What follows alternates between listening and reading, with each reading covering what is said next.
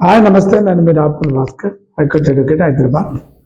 ముఖ్యంగా దేశవ్యాప్తంగా మరి హైదరాబాద్ లాంటి పెద్ద పెద్ద పట్టణాలలో, పెద్ద పెద్ద నగరాలలో విపరీతంగా కిరాయిలకు సంబంధించినటువంటి ఇండ్లు, షాప్స్, లేకపోతే రకరకాల వాహనాలు అన్నిటిని కూడా అద్దెకు తీసుకోవడం అనేటటువంటి ఒక అవసరంగా మారిపోయింది.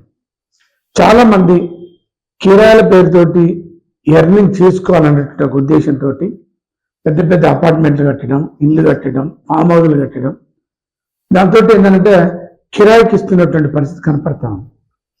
కిరాయికి ఇచ్చేటటువంటి వ్యక్తి, కిరాయి తీసుకునేటటువంటి వ్యక్తులు ఇప్పటికి కూడా సైన్స్, టెక్నాలజీ, లీగల్ ఎడ్యుకేషన్ పెరిగినటువంటి ఈ రోజులలో కూడా చాలా మంది ఏంటంటే ఒట్టిగానే మాటపూర్వకంగా అనుకొని అద్దెలు తీసుకోవడం, అద్దెలు ఇవ్వడం అనేటువంటి జరుగుతా ఉంది.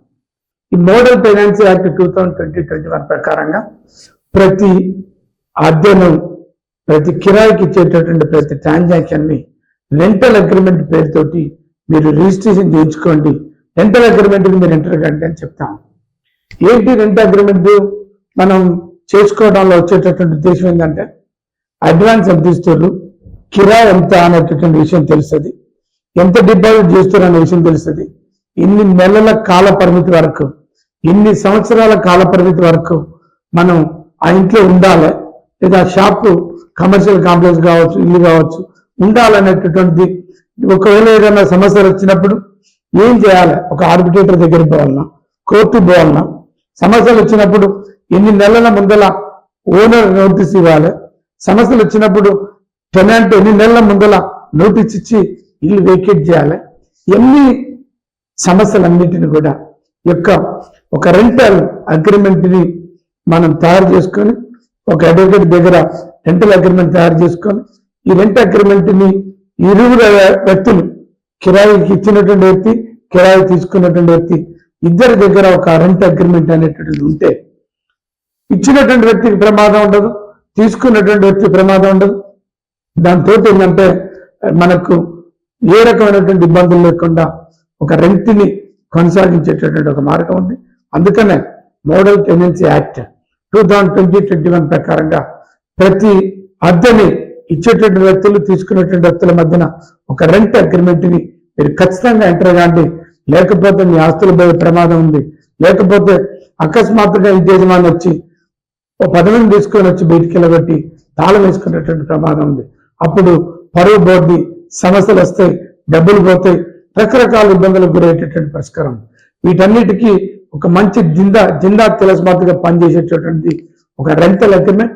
ఈ రెంటల్ అగ్రిమెంట్ ని మీరు ఖచ్చితంగా మీరు చేసుకోండి అని చెప్తాను. అయితే రెంటల్ అగ్రిమెంట్ అనేది ఎన్ని నెలల కాల పరిమితి ఉండాలి? ఒకటి గుర్తుంచుకోండి, రిజిస్ట్రేషన్ యాక్ట్ 1908 ప్రకారంగా ఒక రెంట్ అగ్రిమెంట్ 12 నెలల కంటే ఎక్కువగా పైన రెంట్ అగ్రిమెంట్ చేసుకోవాల్సి వస్తే అది ఖచ్చితంగా రిజిస్ట్రేషన్ చేసుకోవాలి. 12 నెలల లోపల మనం అగ్రిమెంట్ చేయించుకోవాల్సి వస్తే 11 నెలల కాల పరిమితి మాత్రమే మీరు రెంట్ అగ్రిమెంట్ చేయించుకోవాలి. ఎందుకంటే 12 నెలలు దాటితే అగ్రిమెంట్ ఖచ్చితంగా రిజిస్ట్రేషన్ చేయాలి. రిజిస్టర్డ్ రెంటల్ డీడ్ అయి ఉండాలి, లేకపోతే అది మెయింటైనబుల్ కాదు. అందుకని చాలా జాగ్రత్తగా అన్ని పొందుపరుస్తూ ఒక అడ్వకేట్ ముందర కానీ, లేదు తెలిసినటువంటి వ్యక్తుల ముందర కానీ ఈ రెంటల్ అగ్రిమెంట్ మీరు చేసుకోండి. లేకపోతే మీ ఆస్తుల ప్రమాదం, లేకపోతే కిరాయి తీసుకున్నటువంటి వ్యక్తులను కూడా ఏ క్షణంలోనైనా వెంటబడి బయటికి వెళ్ళగట్టేటువంటి ప్రమాదం ఉంది. చాలా జాగ్రత్తగా ఉండండి. రెంట్ అగ్రిమెంట్ మీరు ఎంటర్ కాండి, సేఫ్ గా ఉండండి అని చెప్పేసి ఈ సందర్భంగా మీ అవగాహన కోసం మేము నోట్సులు పెడతాం.